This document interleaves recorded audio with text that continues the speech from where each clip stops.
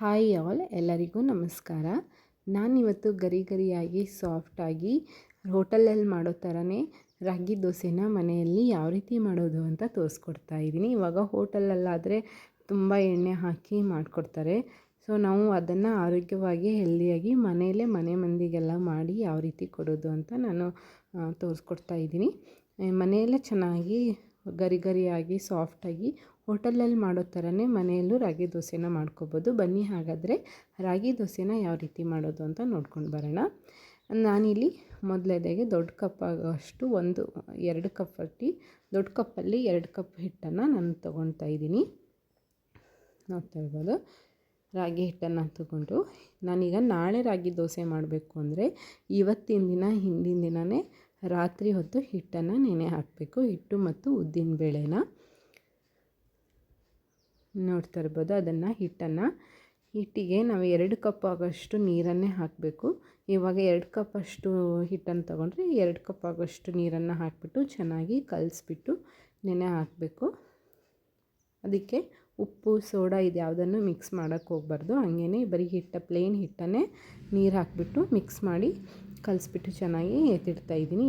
ಇನ್ನೊಂದು ಪಾತ್ರೆಗೆ ನಾನು ಸಪ್ರೇಟಾಗಿ ಉದ್ದಿನ ಬೇಳೆನ ಅಂದರೆ 2 ಕಪ್ಪು ಹಿಟ್ಟನ್ನು ತೊಗೊಂಡು 1 ಕಪ್ ಆಗೋಷ್ಟು ಉದ್ದಿನ ಬೇಳೆನ ನಾನು ಹಿಂದಿನ ದಿನ ರಾತ್ರಿಯೇ ತೊಳೆದ್ಬಿಟ್ಟು ನೆನೆ ಹಾಕಿಡ್ತಾಯಿದ್ದೀನಿ. ಇನ್ನು ಬೆಳಗ್ಗೆ ಎದ್ದ ತಕ್ಷಣ ನೋಡ್ತಾ ಇರ್ಬೋದು, ಚೆನ್ನಾಗಿ ಹಿಟ್ಟು ನೆಂದಿತ್ತು ಮತ್ತು ಉದ್ದಿನ ಬೇಳೆನೂ ಚೆನ್ನಾಗಿ ನೆಂದಿದೆ. ಈಗ ಉದ್ದಿನ ಬೇಳೆನ ಅಷ್ಟೇ ನಾನು ಮಿಕ್ಸಿಗೆ ಹಾಕಿ ಸ್ಮೂತಾಗಿ ಆಡಿಸ್ಕೊಂಡು ತೊಗೊಳ್ತಾ ಇದ್ದೀನಿ. ನೋಡ್ತಾ ಇರ್ಬೋದು, ಚೆನ್ನಾಗಿ ಉದ್ದಿನಬೇಳೆ ಚೆನ್ನಾಗಿ ಸಾಫ್ಟ್ ಆಗೋ ತನಕ ನಾನು ರುಬ್ಬಿದ್ದೀನಿ. ನೋಡ್ತಾ ಇರ್ಬೋದು. ಈಗ ಇದನ್ನು ರಾಗಿ ಹಿಟ್ಟನ್ನು ಹಿಂದಿನ ದಿನ ರಾತ್ರಿ ಕಲಸಿಟ್ಟಿರ್ತೇವಲ್ವ, ಅದಕ್ಕೆ ನಾನು ಈಗ ಇದನ್ನ ಮಿಕ್ಸ್ ಮಾಡ್ಕೊತೀನಿ. ಚೆನ್ನಾಗಿ ಕೈಯಲ್ಲೇ ಚೆನ್ನಾಗಿ ಕಲಸಿ, ಈಗ ಚಮಚೆಯಲ್ಲಿ ಈ ಥರ ಕಲಸೋದಾದರೆ ಅದೆಲ್ಲ ಗಂಟು ಆಗಿಬಿಡುತ್ತೆ. ಒಂದು ಕಡೆ ರಾಗಿ ಹಿಟ್ಟಾಗುತ್ತೆ, ಒಂದು ಕಡೆ ಉದ್ದಿನಬೇಳೆ ಹಿಟ್ಟಾಗುತ್ತೆ. ಅದಕ್ಕೋಸ್ಕರ ಚೆನ್ನಾಗಿ ಹಿಟ್ಟಲ್ಲಿ ಒಂದು ಗುಡಿಸ್ಕೊಳ್ಳಿ. ಇದಕ್ಕೆ ಸ್ವಲ್ಪ ನಿಮಗೆ ತಿಕ್ನೆಸ್ ಗಟ್ಟಿ ಆಯಿತು ಅಂದರೆ ದೋಸೆ ಅದಕ್ಕೆ ಸ್ವಲ್ಪ ನೀರು ಹಾಕಿ ಮಿಕ್ಸ್ ಮಾಡ್ಕೋಬೋದು. ಇಲ್ಲ ನಮಗೆ ಕರೆಕ್ಟಾಗಿದೆ ಅಂದರೆ ಕರೆಕ್ಟಾಗಿರುತ್ತೆ. ನನಗಿಲ್ಲಿ ಕರೆಕ್ಟಾಗಿತ್ತು, ನಾನು ಕಲಿಸಿದ್ದಕ್ಕೂ ಎಲ್ಲದಕ್ಕೂ. ಅದಕ್ಕೋಸ್ಕರ ನಾನು ಮತ್ತೆ ಇದಕ್ಕೇನು ಸಪ್ರೇಟಾಗಿ ನೀರು ಹಾಕ್ಕೊಳ್ಳಿಲ್ಲ. ಮೇಲ್ಗಡೆ ನಾನು 1 ಸ್ಪೂನ್ ಆಗೋಷ್ಟು ಉಪ್ಪು, ಒಂದು ಸ್ವಲ್ಪ ಅಡುಗೆ ಸೋಡಾನ ಹಾಕ್ಕೊಂಡು ಚೆನ್ನಾಗಿ ಕಲಸಿ ಎತ್ತಿಟ್ಕೊತಾ ಇದ್ದೀನಿ. ಇದಕ್ಕೆ ಕಾಂಬಿನೇಷನ್ ಆಗೋ ಥರ ನಾನು ಇವತ್ತು ಪುದೀನ ಚಟ್ನಿ ಮಾಡ್ಕೊಂಡಿದ್ದೆ.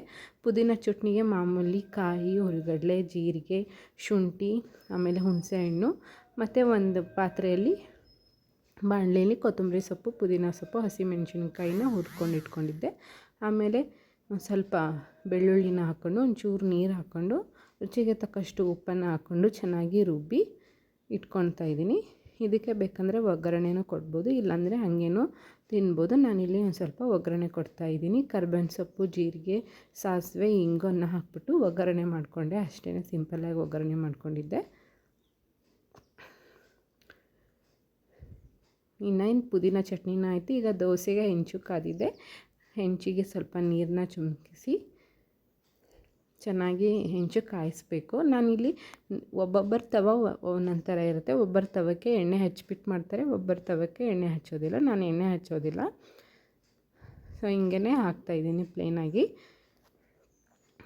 ಚೆನ್ನಾಗಿ ಬರುತ್ತೆ ದೋಸೆ ಕೂಡ.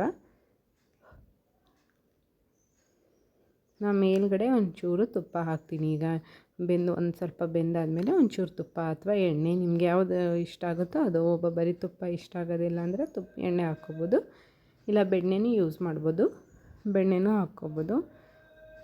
ಈಗ ಬೇಕಂದರೆ ನಿಮಗೆ ಇದ್ರ ಮೇಲ್ಗಡೆ ಕ್ಯಾರೆಟು, ಈರುಳ್ಳಿ ಥರ ನಿಮ್ಗೇನು ತರಕಾರಿ ತಿನ್ನಬೇಕು ಅನಿಸುತ್ತೋ ಅಂದರೆ ಕ್ಯಾರೆಟು, ಈರುಳ್ಳಿ, ಕೊತ್ತಂಬರಿ ಸೊಪ್ಪು, ಹಸಿಮೆಣಸಿನ್ಕಾಯಿ ಈ ಥರ ಎಲ್ಲನೂ ಹಾಕ್ಕೋಬೋದು. ಇಲ್ಲ ಹಿಟ್ಟಿಗೆ ಕಲಿಸ್ಕೊಂಡು ಆಮೇಲೆ ದೋಸೆನ ಹಾಕ್ಬೋದು, ಅದು ಚೆನ್ನಾಗಿರುತ್ತೆ, ಟೇಸ್ಟಾಗಿರುತ್ತೆ. ದಿನಾನೂ ಒಂದೊಂದು ಥರ ತಿಂಡಿ ಮಾಡಬೇಕು, ಬರೀ ರೈಸ್ ಐಟಮೇ ತಿನ್ನೋದಕ್ಕಿಂತ, ಅಥವಾ ಮಕ್ಕಳು ರಾಗಿ ಮುದ್ದೆ ಏನಾದರೂ ತಿನ್ನದೇ ಇದ್ದರೆ ಈ ಥರ ದೋಸೆಯನ್ನು ಮಾಡಿಕೊಡ್ಬೋದು. ತುಂಬ ಟೇಸ್ಟಿಯಾಗಿರುತ್ತೆ, ಮಕ್ಕಳಿಗೂ ತಿನ್ಸೋಕ್ಕೆ ಹೆಲ್ದಿಯಾಗಿ ಆರೋಗ್ಯವಾಗೂ ಇದೆ. ಆಮೇಲೆ ಈಸಿಯಾಗಿ ಸಿಂಪಲ್ಲಾಗಿ ಬೇಗ ಕ್ವಿಕ್ಕಾಗೂ ಆಗುತ್ತೆ. ರಾತ್ರಿ ನೆನೆ ಇಟ್ಕೊಂಡ್ರೆ ಬೆಳಗ್ಗೆ ಏನೂ ಹೆಚ್ಚಿನ ಕೆಲಸ ಇರೋದಿಲ್ಲ, ಬೇಗನೆ ಆಗಿಬಿಡುತ್ತೆ. ನೋಡ್ತಾ ಇರ್ಬೋದು, ನಾನೀಗ ಮೇಲೆ ಮೇಲೆ ದೋಸೆ ಹಾಕಿದರೆ ಎಷ್ಟು ಚೆನ್ನಾಗಿ ಎದ್ದು ಬರ್ತಾಯಿದೆ. ಎಷ್ಟು ಚೆನ್ನಾಗಿದೆ ದೋಸೆಗಳು, ಗರಿ ಗರಿಯಾಗಿ ಸಾಫ್ಟಾಗಿ. ಎಣ್ಣೆನೂ ನಾನು ಜಾಸ್ತಿ ಯೂಸ್ ಮಾಡೋದಿಲ್ಲ, ಬೇಕು ಅಂದರೆ ಸ್ವಲ್ಪ ತುಪ್ಪ ಹಾಕ್ಕೊಳ್ತೀನಿ ಅಷ್ಟೇ, ಜಾಸ್ತಿನೂ ತುಪ್ಪ ಹಾಕ್ಕೊಳ್ಳೋದಿಲ್ಲ, ಚೂರೇ ಹಾಕ್ಕೊಳ್ತಾ ಇದ್ದೀನಿ. ನೋಡಿದ್ರಲ್ವ ಹಾಗಾದರೆ ರಾಗಿ ದೋಸೆನ ಯಾವ ರೀತಿ ಮಾಡೋದು ಅಂತ. ದಯವಿಟ್ಟು ನನ್ನ ವಿಡಿಯೋ ನಿಮ್ಗೆ ಇಷ್ಟ ಆಯ್ತು ಅಂದರೆ ಒಂದು ಲೈಕ್ ಕೊಡಿ, ಹಾಗೆ ಸಬ್ಸ್ಕ್ರೈಬ್ ಮಾಡಿಕೊಂಡು ವಿಡಿಯೋನ ನೋಡಿ ಅಂತ ಕೇಳ್ಕೊಳ್ತಾ ಇದ್ದೀನಿ. ಮುಂದೆ ಇದೇ ಥರ ಒಳ್ಳೊಳ್ಳೆ ರೆಸಿಪಿಗಳ ವಿಡಿಯೋನ ನಾನು ಮಾಡ್ತೀನಿ. ಅಲ್ಲಿವರೆಗೂ ನನ್ನ ಚಾನಲ್ನ ನೋಡ್ತಾ ಇರಿ, ಸಪೋರ್ಟ್ ಮಾಡಿ. Thank you all. ಯಾರಿಗೆಲ್ಲ ಈ ವಿಡಿಯೋ ಇಷ್ಟ ಆಯಿತೋ ಕಮೆಂಟ್ ಬಾಕ್ಸಲ್ಲಿ ಕಮೆಂಟ್ ಮಾಡಿ. Thank you all. ನೆಕ್ಸ್ಟ್ ವಿಡಿಯೋದೊಂದಿಗೆ ಬರ್ತೀನಿ. ಬಾಯ್ ಬಾಯ್.